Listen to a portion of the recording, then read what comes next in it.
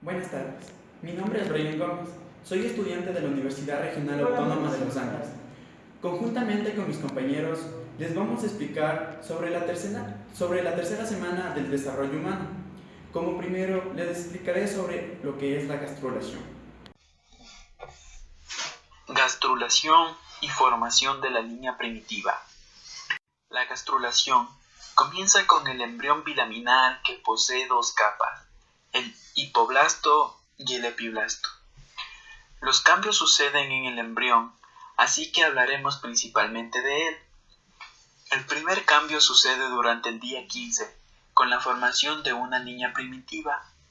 En el extremo cefálico de esta línea se formará el nódulo primitivo, que delimita las fositas primitivas, formando así el extremo craneal y el extremo caudal. En el extremo craneal del surco primitivo se encuentra un lugar llamado fosa primitiva, a través del cual migran células del epiblasto. Como se puede observar en la imagen, estas tienen un color azulado. Las células del epiblasto comenzarán a migrar progresivamente a través de la fosa primitiva. Esta sucede por el proceso de invaginación, donde las células descienden del epiblasto hacia el hipoblasto y las reemplazan para generar una nueva capa, que se la conoce como el endodermo definitivo. A continuación, en el día 16, la invaginación continúa y las células del ectodermo descienden, rellenando la cavidad que existe entre el ectodermo y el endodermo, formando una tercera capa llamada mesodermo. Después de la formación del mesodermo, la migración de las células se detiene. Ahora, el embrión trilaminar de tres capas, ectodermo, endodermo y mesodermo, posee un extremo craneal y un extremo caudal. A este proceso se lo denomina gastrulación. Mi nombre es Evelyn Aldaz y yo les voy a hablar sobre el alantoides. El alantoides. Para poder comprender lo que es el alantoides, procedamos a reconocer las estructuras de la siguiente imagen. Primero tenemos el amnios, el ectodermo superficial, la notocorda, que se encuentra de rojo, el saco vitelino, el alantoides y el tallo de conexión. De esta manera podemos decir que el alantoides es un divertículo pequeño que aparece el día 16 como una evaginación de la pared caudal del saco vitelino y que se extiende hacia el tallo de conexión, el futuro cordón umbilical. Está implicado en la hematopoiesis inicial en el embrión humano, además de que se asocia al desarrollo de la vejiga urinaria. A medida que la vejiga aumenta de tamaño, el alantoide se transforma en el uraco, que en adultos se convertirá en el ligamento umbilical medio. Los vasos sanguíneos del alantoide se convierten en arterias y venas umbilicales.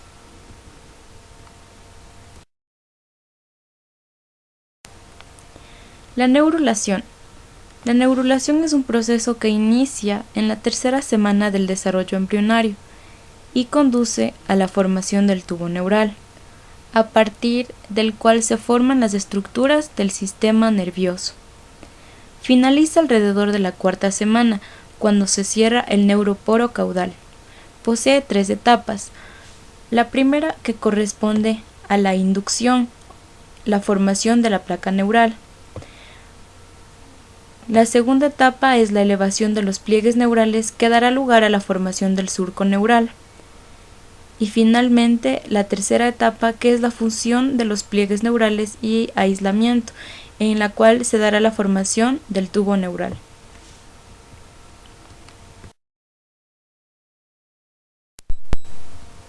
La primera etapa corresponde a la formación de la placa neural. En esta etapa se da el engrosamiento del ectodermo de superficie en el plano medio, en la línea media, el mismo que es inducido por el desarrollo de la notocorda. A partir de ahora, el ectodermo superficial engrosado se denomina neuroectodermo o placa neural, que en un futuro dará lugar al sistema nervioso central, el encéfalo y la médula espinal. A medida que la notocorda se alarga, la placa neural se ensancha y se prolonga en sentido craneal hasta la membrana bucofaríngea.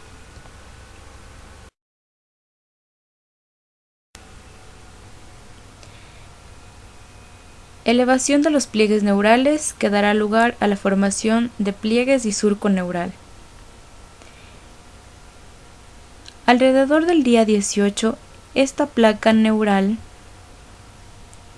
se invagina, provocando que sus extremos se eleven, formando de esta manera el surco neural y los pliegues neurales que vienen a ser los extremos de la placa neural,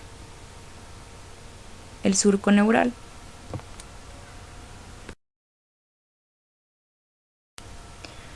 Formación del tubo neural.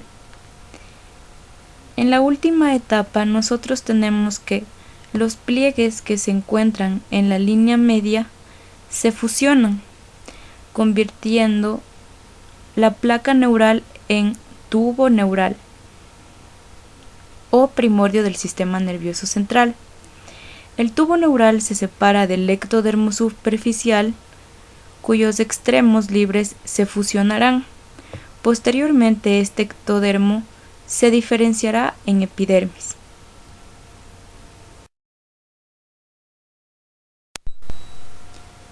Formación de la cresta neural. A medida que se fusionan los pliegues neurales para formar el tubo neural, algunas de estas células neuroectodérmicas pierden su afinidad epitelial. Estas células van a ser aquellas que van a formar la cresta neural. Durante la separación del tubo neural del ectodermo superficial, las células de la cresta neural se van a dirigir en sentido dorsolateral a los lados del tubo neural. Enseguida formarán una masa irregular plana, la cresta neural, entre el tubo neural y el ectodermo superficial. Esta cresta neural va a dar lugar a los ganglios raquídeos y ganglios del sistema nervioso autónomo. Los pares craneales 5, 7, 9 y 10, además de las vainas de los nervios periféricos y las meningias del encéfalo, como son la pía madre y el aracnoides.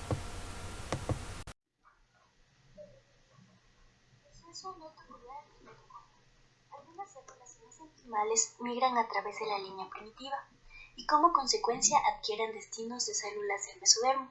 Estas células migran cranealmente desde el nodo primitivo y foso, formando un cordón celular promedio. El proceso notocordal, este proceso adquiere pronto una luz, el canal de notocorda. El proceso notocordal crece cranealmente entre el ectodermo y el endodermo hasta que alcanza la placa precordal, una pequeña área circular de células endodérmicas columnares donde se fusionaron los ectodermo y endodermo. Mesodermo precordal es una población de origen mesenquimal de la cresta neural rostral de la notocorda. Señales instructivas de la región primitiva consecutivas que inducen a las células precursoras del notocordio para formar la notocorda, una estructura similar a una barra celular. La notocorda define el eje longitudinal primordial del embrión y le da una encalado aplanada de la placa notocordal. Comenzando en el extremo craneal del embrión, las células proliferan notocordio para formar la notocorda. La parte proximal del canal notocordal persistente temporalmente como el canal de neuroentérico, que forma una comunicación transitoria entre la amniótico y cavidades de la vesícula umbilicales. Cuando el desarrollo de la notocorda se haya completado, el canal neuroentérico normalmente borra. La notocorda se desprende del endodermo de la vesícula umbilical, que de nuevo se convierte en una capa continua.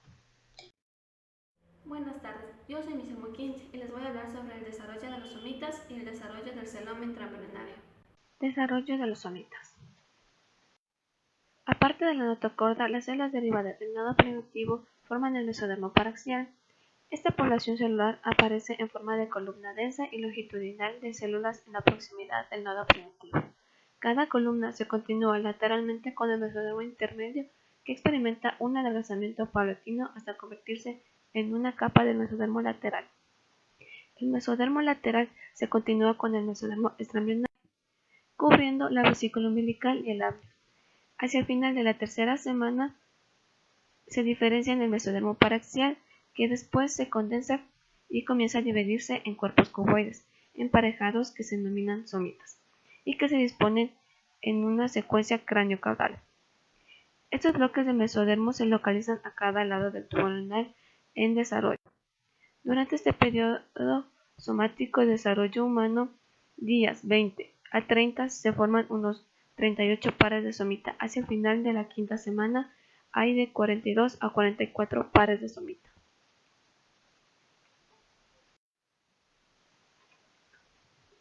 Los somitas aparecen inicialmente en la futura región occipital del embrión. Al poco tiempo comienzan a desarrollarse en dirección cráneo-caudal y originan la mayor parte del esqueleto axial y de la musculatura.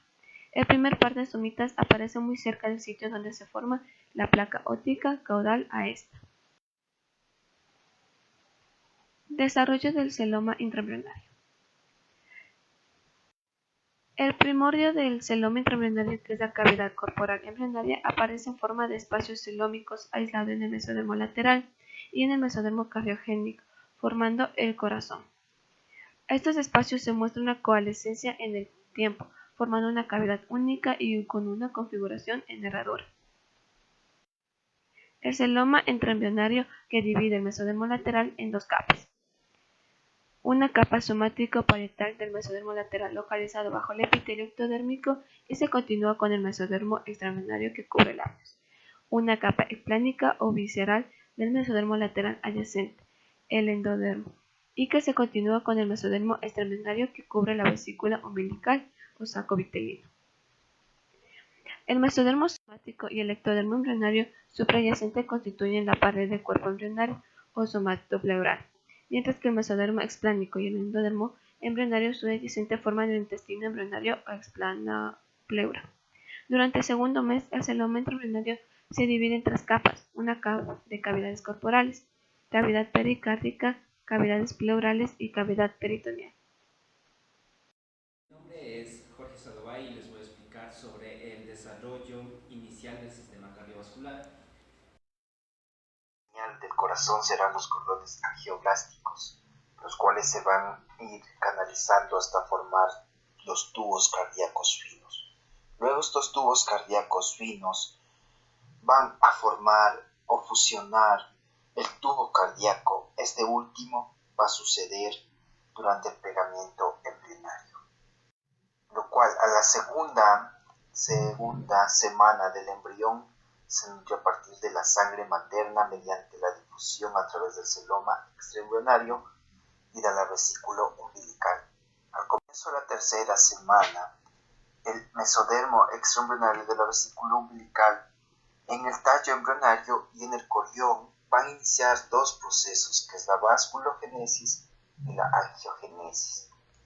La vasculogénesis es el proceso mediante hay la extensión de vasos ya formados por gemación de nuevos capilares a través de migración y proliferación.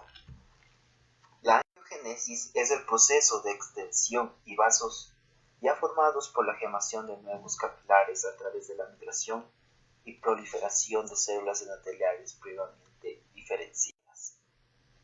Mi nombre es Andrés Aña, les voy a hablar acerca de las vellosidades coriónicas. Las vellosidades coriónicas se dividen en tres, en primaria, secundaria y terciaria. Las vellosidades coriónicas primarias comienzan a ramificarse poco tiempo después de su aparición, al final de la segunda semana. Al principio de la tercera semana, el mesénquima crece a estas vellosidades primarias, formando una zona central de tejido mesenquimal. Las vellosidades de esta fase, denominadas vellosidades coriónicas secundarias, cubren toda la superficie del saco coriónico. Algunas células mesenquimales de las vellosidades se diferencian a poco tiempo con la formación de capilares de las células sanguíneas y se denominan vellosidades coriónicas terciarias cuando ya son visibles los vasos sanguíneos en su interior. Los capilares de las vellosidades coriónicas se fusionan y forman redes arteriocapilares que al poco tiempo conectan con el corazón embrionario a través de los vasos y se diferencian en el mesénquima, del corión y de la talla de conexión. Hacia el final de la tercera semana comienzan a fluir lateralmente la sangre embrionaria a través de los capilares de las vellosidades coriónicas. El oxígeno y los nutrientes de la sangre materna existe en el espacio intervelloso, muestra difusión a través de las paredes de las vellosidades y alcanza la sangre del embrión. Por otra parte, el dióxido de carbono y los productos de desecho se difunden hasta la sangre materna, desde la sangre de los capilares fetales y a través de la pared de las vellosidades coriónicas. Al mismo tiempo, las células del citotrofoblasto de las vellosidades que se unen a los tejidos maternos a través de la cubierta citotrofoblástica son las vellosidades coriónicas troncales. Las vellosidades de anclaje, que también se las conoce. Por su parte, las vellosidades que crecen a partir de las zonas laterales de las vellosidades troncales se denominan vellosidades coriónicas ramificadas, precisamente a través de las paredes de las vellosidades ramificadas donde se produce el intercambio principal entre sangre de la madre y del embrión.